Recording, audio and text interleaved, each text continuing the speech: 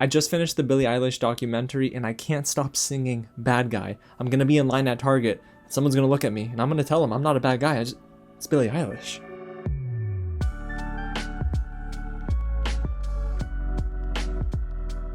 What's going on, you guys? James here with another real review, and I just got the chance to dive into the Billie Eilish documentary on Apple TV+. Thank you so much to the team over there at Apple TV+ for giving me the chance to review this early. The name of the documentary is Billie Eilish, The World's a Little Blurry, and it releases in theaters and on Apple TV+ February 26th. It's directed by Cutler, and the documentary gives us a look into the life of Billie Eilish, one of the biggest superstars in the world, as she writes her EP and all the way up to her album, When We All Fall Asleep, Where Do We Go? But one of the things I absolutely loved about this documentary is that it explores the hardships in between. Now guys, I don't want to get into that right away, but before we do, if it's your first time here at the channel, welcome to Real James, where I talk about movies early like this all the time. So if you don't want to miss out, go ahead and hit the big red button below and subscribe to the channel. Guys, smash that like button if you are a fan of Billie Eilish, and let me know in the comments down below what you think of the documentary and what is your favorite Billie Eilish song. I mean, for me, it's clearly Bad Guy. Now before I dive into this documentary, guys, I need to preface my review with this. I'm not a Billie Eilish fan. That's not to say I don't like her music, it's just not music that speaks to me,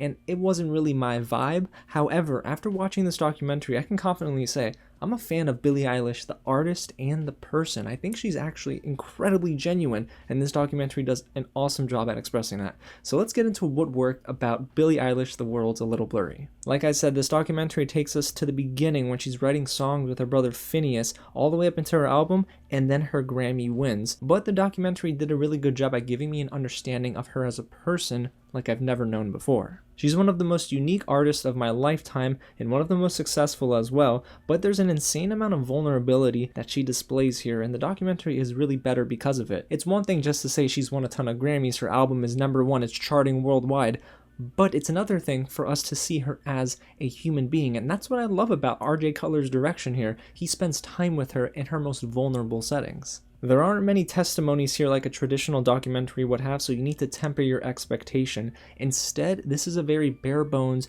visceral, raw approach to going ahead and capturing the everyday life of Billie Eilish. We get to see Billie Eilish, the person, and again, not Billie Eilish, the artist. She is who she is, and she's not pretending to be anyone else, and this documentary expresses that perfectly. And even though I didn't like the length of the documentary too much, and we will talk about that later on, I still like the fact that we were able to explore her teenage years from 16, 17, 18 years old, and it just spent time with Billie Eilish. It didn't rush to the finish line. And I absolutely love the moments where we go on tour with her as well. The way that the concerts were filmed here, it was excellent, and I do like those moments so much because even though I've never really gone out of my way to see her live, being able to watch this documentary and seeing how she approaches her fans and her music, it is so genuine, it's heartfelt, and honestly she gives it all on the stage. There are even moments where she sprains her ankle and she can't jump because of shin splints. You can tell it's taking a toll on her, but she doesn't stop because she loves her fans.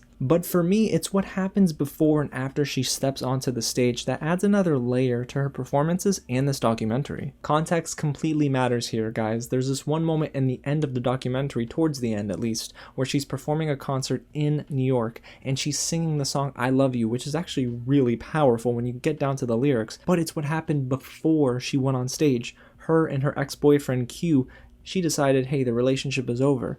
And that was important to really understand why she not only choked up on stage, she was crying, but also to understand the significance of the lyrics. And on a brighter note, I absolutely loved her meeting Justin Bieber for the first time at Coachella. Again, I didn't really know that she was a huge fan of Biebs, and that Biebs was a fan of hers. And I love the fact that they shared this very intimate moment where they were hugging and just embracing one another. And then afterwards, she reads aloud a very personal DM sent to her by Justin Bieber, and oh my gosh, I got a little teary-eyed. I won't lie to you guys, and the reason is, it was just the emotion. I think that was the strongest part of the documentary for me, because I understood that Billie was just knocking down all her walls, and she said, you know what?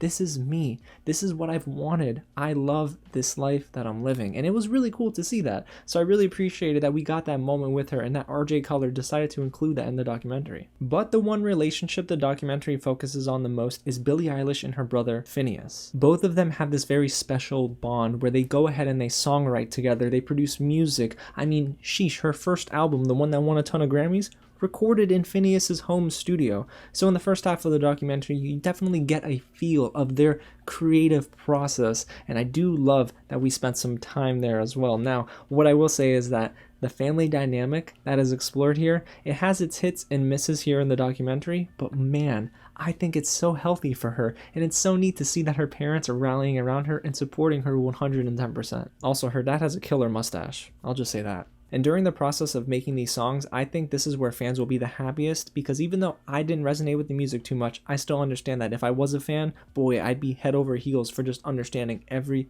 single instrument that goes into making her hit singles. Now, pulling back a little bit and looking at the overall documentary, I actually like the way it was filmed in the first half, and I don't think many people will. Director RJ Cutler decided to use a mixture of high quality cameras and lower quality cameras, but in the first half, we get a lot of handheld footage. There are so many times where Billie's mother, Maggie, I believe her name is, she's holding a camera and asking Billie and Phineas questions. See, that for me was very stripped down, and I think it is this raw vibe that I get from this documentary that allowed me to really peer into the life of Billie Eilish and her family. But as the story goes on, we do get that high production value feel, and it does make sense for the story because in the beginning, she's working towards an EP, then the album, then she's hitting it big, so it just went along with the flow very well. Now guys, this documentary is not perfect. There are a couple of negative takeaways that I had here, and I gotta start with how long the documentary takes to really get going. There are moments here that lingered a little too long, and while this is less of a traditional documentary, and even though I enjoyed that,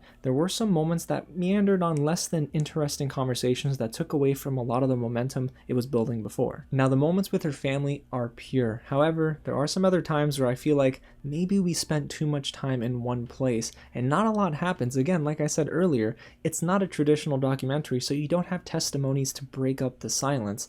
Sometimes that works, most times that doesn't, because unfortunately it highlights some of the areas that were a little bit of a drag to get through, and then unfortunately I found myself really not focusing too much on the big screen. And then there's the issue of this documentary simply being too long. This is a 2-hour and 20-minute documentary. Guys, I've never watched a documentary that had an intermission, but we have one here. And because it's almost 2.5 hours long, those slower moments stick out like a sore thumb. And guys, it's not a bad documentary. I just feel like the pacing is all over the place, and sometimes there are scenes that spoke to me directly, but the ones that didn't really made me distracted. And me not being an avid listener of her music, maybe those moments felt a little bit longer, because I can see someone who's a diehard fan of Billie Eilish wanting even more out of those scenes. But for me, this kind of took away from not only the momentum that was being built, like I said before, but also the overall quality of the documentary. I don't think it needed to be this long, and I do think that we could have gotten something that was a little trimmed down. But overall, you guys, this documentary does succeed in what it wanted to convey. It captured the constant give and take in Billie Eilish's life, where she wants to give so much to her fans,